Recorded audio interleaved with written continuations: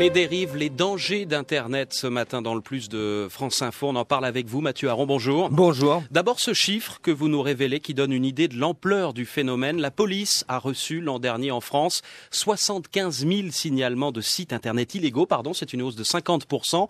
Escroquerie en tout genre, pédopornographie ou encore, et c'est l'objet du Plus de France Info ce matin, l'explosion des sites et des blogs ouvertement antisémites. Oui, des forums, Marc, qui sont accessibles en un seul clic, comme par exemple ce concours organisé au mois de décembre intitulé le Judas Award, un concours pour désigner le cosmopolite le plus odieux de l'année.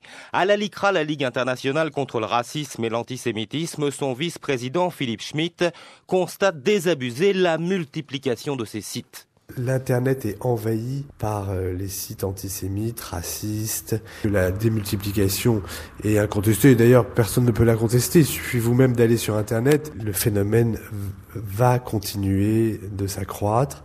C'est pour ça qu'on essaye évidemment de travailler pour limiter les dégâts. Le phénomène s'accroît et effectivement, on ne trouve pas un ou quelques sites, mais des dizaines et des dizaines de sites en français qui font ouvertement l'apologie du nazisme. Un cauchemar pour Samy Gozlan, c'est le président du Bureau national de vigilance contre l'antisémitisme. Il y a des incitations à l'antisémitisme effroyables. Regardez, je lis là, propos antisémites sur le forum AOL. Un bon juif est un juif gazé. Un forum antisémite rc.quarknet.org. T'es un juif. Pour Israël, ils doivent tous mourir dans les fours, fils de pute, brûle tous les juifs de là-bas, j'encule tous les juifs sur le site, voilà.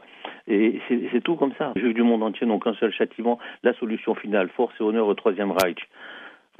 Encore une autre, les juifs avaient moins d'assurance quand ils prenaient les petites douches gazeuses.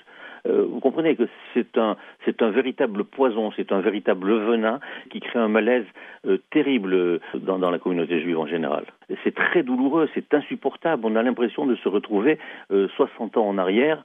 Et qu'est-ce qu'on peut faire ? Témoignage effrayant, Mathieu. Que peut-on faire ? Comment peut-on agir ? Eh bien, vous allez le voir, c'est très compliqué. J'ai d'abord demandé aux hébergeurs s'ils pouvaient faire le ménage d'eux-mêmes. Écoutez la réponse de Frédéric Montagnon, c'est le patron d'Overblog. On n'a pas la vocation à aller surveiller a priori ce qui est publié sur notre plateforme. Et pour cause, ce sont plus de 30 000 articles qui sont publiés chaque jour par des dizaines de milliers d'internautes. Aujourd'hui, on a 1 500 000 inscrits. Donc de toute façon, techniquement, c'est absolument impossible de venir surveiller tout ce qui se fait. Impossible, on l'aura compris, de tout surveiller en temps réel. En revanche, il est possible de signaler à un hébergeur à un moment T un site en particulier. C'est d'ailleurs ce que j'ai fait avec Overblog et je dois dire que la réaction a été rapide. 24 heures plus tard, le contenu de ce site antisémite a effectivement été effacé. Et pour autant, cela n'a absolument rien réglé. Non, parce que le même site est réapparu plus tard chez un autre hébergeur. Un coup classique selon le commandant Pierre-Yves Lebeau. Il travaille à l'office qui, au sein de la direction de la police judiciaire, lutte contre la cybercriminalité. Vous supprimez un contenu qui est hébergé à tel endroit dans tel pays, l'auteur de ce contenu, il peut le dupliquer 4 minutes plus tard chez un hébergeur dans n'importe quel autre pays. Alors, c'est un petit peu vider l'océan avec une petite cuillère que de vouloir supprimer les contenus, parce qu'on peut facilement les dupliquer. C'est pour ça. Alors, c'est une action qui est nécessaire, qui est importante et que l'on mène au travers du réseau Interpol, faire supprimer les contenus illicites. Cela dit, la clé à long terme, c'est quand même de faire identifier les auteurs de ces infractions de telle sorte qu'ils soient dissuadés de réitérer leurs infractions. Est-ce qu'on arrive justement, Mathieu, à les identifier, ces auteurs ? Alors, selon Pierre-Yves Lebeau, oui, plusieurs centaines par an. Il n'y a donc pas une impunité absolue sur Internet, sauf qu'ensuite, il faut les localiser, éventuellement les interpeller et les condamner. Et cela, selon Samy Gozlan, c'est presque mission impossible. Nous déposons plainte, les enquêtes sont engagées, je n'ai rien à dire à ce propos, mais souvent on se retrouve avec le problème de ce site étant hébergé aux États-Unis, on ne peut pas aller au-delà, quoi, voilà. Oui, donc le site peut continuer comme ça à exister. Il peut continuer à exister.